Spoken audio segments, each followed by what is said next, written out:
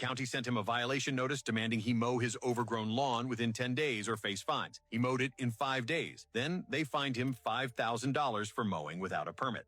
They sent me a letter saying, mow your lawn in 10 days or we'll fine you $100 per day. So I mowed it. Then they fined me $5,000 for vegetation removal without a permit. The violation notice said nothing about needing a permit to mow my own lawn. It just said mow it or face daily fines. I borrowed my neighbor's mower and did it in one afternoon. Now they're saying because my grass was over 12 inches tall, I needed a vegetation removal permit. The letter didn't say that. How was I supposed to know? Your Honor, County Ordinance 12.8 requires permits for removal of vegetation exceeding 12 inches in height over an area greater than 1,000 square feet. Mr. Martinez's lawn was 18 inches tall. The violation notice addresses code compliance. Permit requirements are separate regulations. Property owners are expected to familiarize themselves with all applicable ordinances. Ms. Brennan, your department ordered him to mow his lawn. He mowed his lawn. Now you're fining him for doing exactly what you ordered him to do? He should have obtained the proper permits first, Your Honor. Your notice said mow the lawn in 10 days or face $100 daily fines. It didn't mention permits. How is he supposed to get a permit when you're threatening him with immediate daily fine? This is entrapment.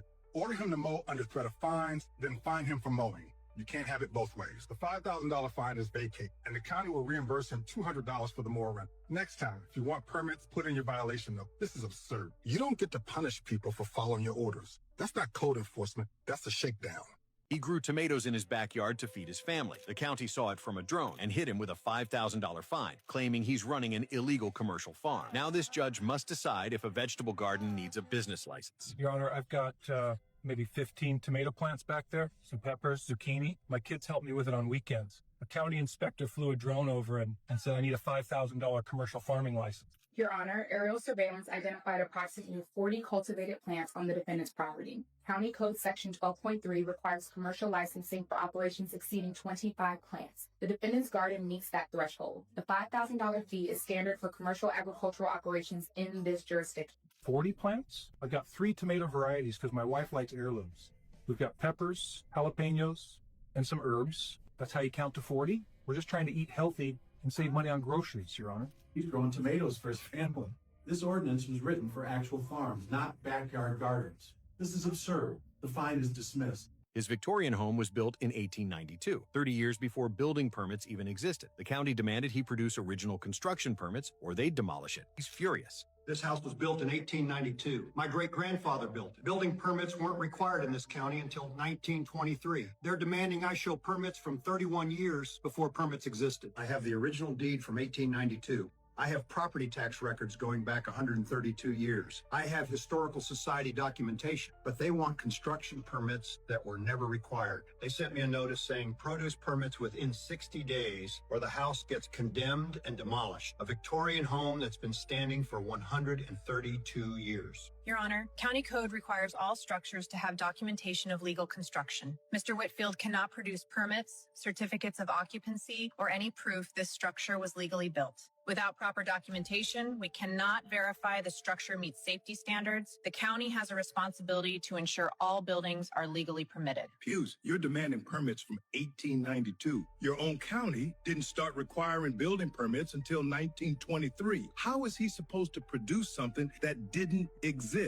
The current code requires documentation for all structures, Your Honor. Current code doesn't apply retroactively to buildings that predate the code by 3 decades. This house was legally built under the laws of 1892, which didn't require permits. You can't demand permits that were never required. That's like demanding a driver's license from someone who drove in 1890 before driver's licenses existed. The house is grandfathered in. It was legally built under 1892 law. The demolition order is vacated, and I'm ordering the county to create a process for documenting historic structure.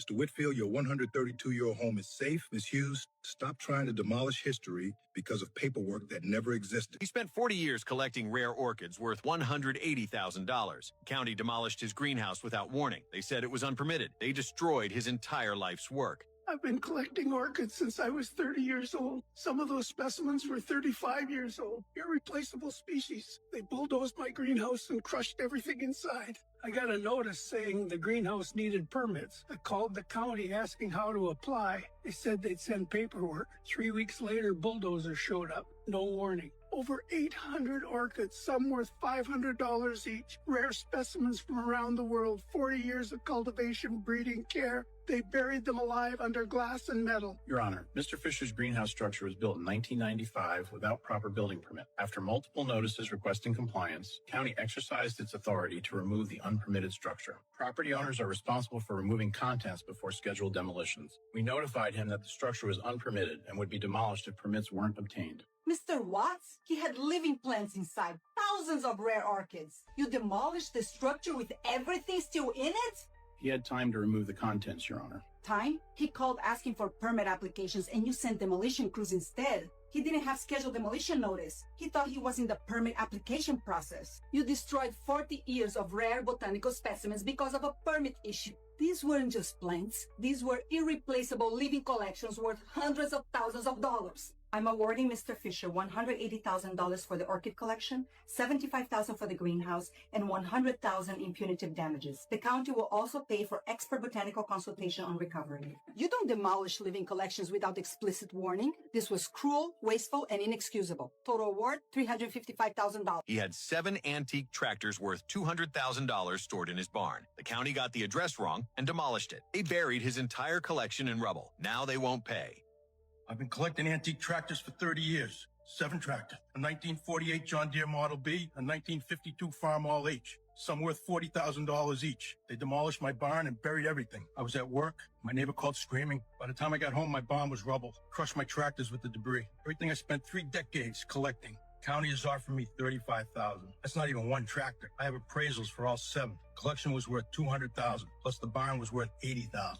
Your Honor, the demolition order was for 1847 County Road 12. Mr. Donnelly's barn is at 1874 County Road 12. This was an unfortunate address transposition error by our contractor. Not responsible for items stored inside structures. Property owners are required to remove valuables before scheduled demolitions. He had no insurance documentation for the tractors. Mitchell, your contractor demolished the wrong barn and destroyed $200,000 worth of antique tractors. And you're calling it an unfortunate error? We've offered compensation for the barn, Your Honor.